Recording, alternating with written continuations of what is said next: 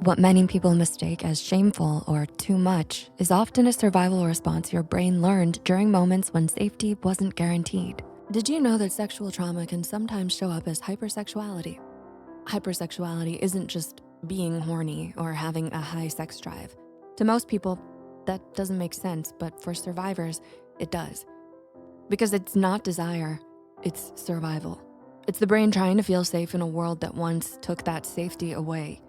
For some people, what looks like confidence or impulsiveness on the outside is actually someone trying to regain control of a story that wasn't theirs to begin with. And for others, something even more confusing happens, swinging between wanting intimacy and feeling completely repulsed by it. Sometimes in the same week, the same day, or even the same moment.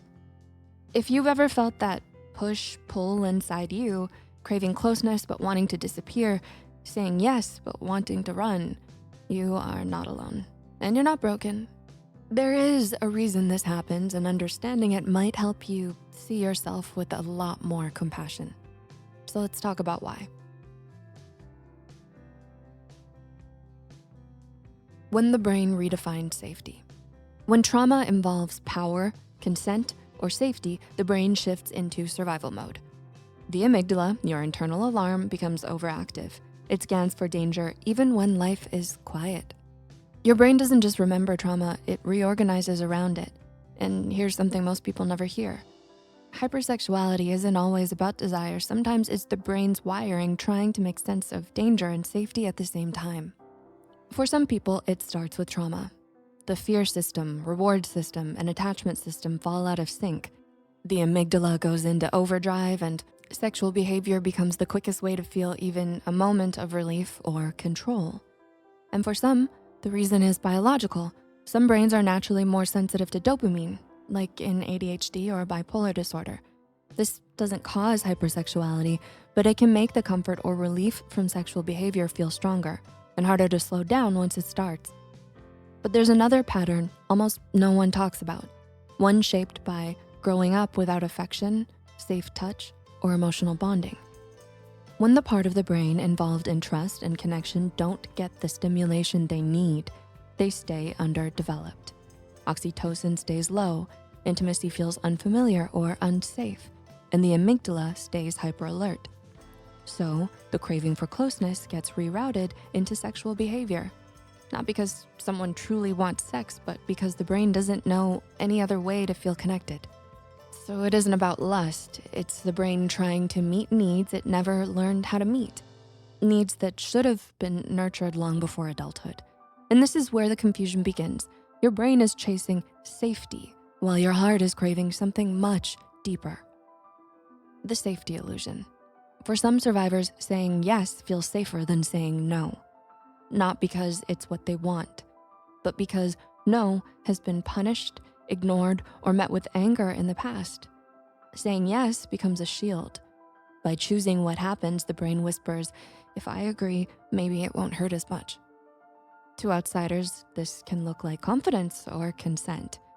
Inside, it's fear management, not desire. This creates an internal split. You want emotional connection, but your survival instincts keep taking over before you even realize what's happening.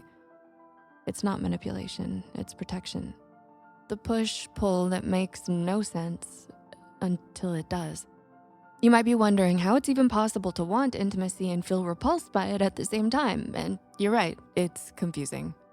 Your mind and body are not on the same page. Your mind wants closeness for safety, comfort, validation, or simply to feel cared for. But your body remembers danger. It remembers fear. It remembers moments when closeness wasn't safe. So your mind reaches forward while your body pulls back. That tension, wanting and fearing at the same time, is the push-pull so many people live with silently. Both reactions are coming from the same place, protection. They're just trying to protect you in opposite ways. This is why you might want someone near, but shut down when they get close. Feel intensely sexual, then suddenly feel nothing. Crave attention, then feel overwhelmed or disgusted. Say yes out of instinct, even when your body quietly says no. If this sounds familiar, you're not sending mixed signals. You're reacting to danger your brain hasn't fully processed yet. You might feel confused by your own reactions, but confusion is a symptom, not a flaw. Your body isn't betraying you, it's just trying to protect you with every tool it has. And for many survivors, the nervous system gets stuck in extremes, either hyper-aroused, fight or flight, or completely shut down, freeze or dissociation. Intimacy can trigger both at once, which is why the push-pull feels so overwhelming and exhausting. Some people shut down, others chase closeness intensely. And many swing between both, not because they're inconsistent, but because they're just trying to survive. From a psychological perspective, these reactions are trauma responses. Your brain adapting to survive something overwhelming. The brain doesn't prioritize what feels good, it prioritizes what feels predictable. Predictable feels safer, even if the familiar pattern ends up hurting you. And this is why certain people feel magnetic. Patterns repeat themselves. Your body reacts before you can think. Hypersexuality and repulsion are not opposites. They're two survival strategies born from the same wound, and once you understand that, the shame begins to loosen. Your reactions are not your identity. They're adaptations.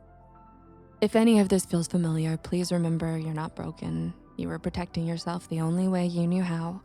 You can't punish the parts of you that kept you alive. You can only teach them new ways to feel safe. Healing is not forcing intimacy, and it isn't avoiding it forever. It's slowly helping your body learn what safety feels like, without pressure, without fear, without survival mode making every decision. With trauma-informed therapy, nervous system regulation, and gentle self-awareness, you can rebuild safety from the inside out. And when your body finally feels safe, your mind stops fighting it. The push-pull softens, the confusion becomes clearer, and intimacy becomes something you can actually experience, not something you have to survive. Everyone's journey looks different, but your reactions made sense. They were your body's way of keeping you alive until it was safe to heal. So when sexual trauma shows up as hypersexuality or repulsion, it's not about wanting too much, it's about wanting to feel safe again. If this message resonated with you, share in the comments what it made you think or feel. Your words might help someone else feel less alone. And share this video with someone who might need it. Sometimes understanding is the first step toward healing. For more gentle insights like this, remember to like, subscribe, and join us for our daily mini doses of learning about yourself and the people around you. You are not alone, and your healing matters.